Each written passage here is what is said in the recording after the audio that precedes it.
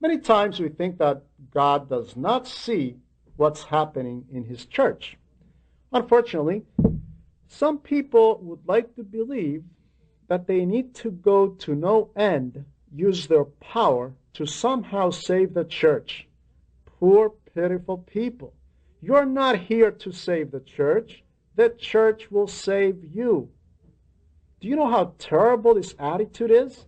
It is blasphemy. Blasphemy to the first degree. We're being ludicrous when we think that we can save the church. We will save the church, the ark of salvation, all through the centuries. The church needs salvation. Then the church does not save if she's in need of salvation herself from time to time. My friends, the church does not need your help. Simply, if you work for the church, you will save yourself, not the church. The church saves always. I say this because there are many people who even become organized to save the church. And now please allow your translator to add something to this, and the following is your translator's note. In my speaking engagements and in some of the retreats, I meet some well-meaning Christians, usually schooled by Protestant teachers, Pentecostal, born-again, Assemblies of God, and they make it their calling to come in and revive the Orthodox Church of America. This is tragic, and as Father Athanasios says, blasphemous. We also notice another trend with the influx of some big-name converts, and I emphasize some, not all, thank God. They size the church up and down, and they somehow discovered that the perfect Church of Christ knows how to do everything perfectly except how to evangelize. So being quite armed by their previous evangelical experiences, they designed how-to booklets, how to start mission churches.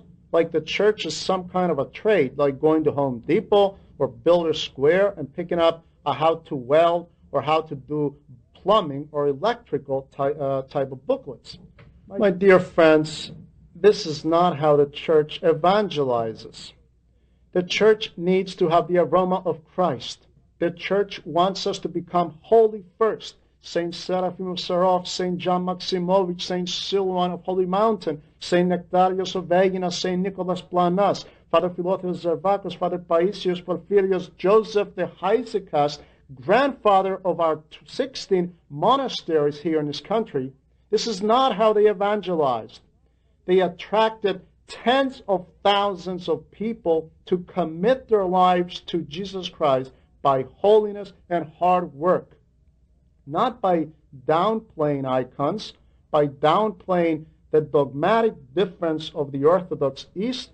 My brothers, forgive me for this insertion, but it has been in my heart for a time. I need to confess this to you. Please forgive me if this seems harsh, but I believe this to be the truth.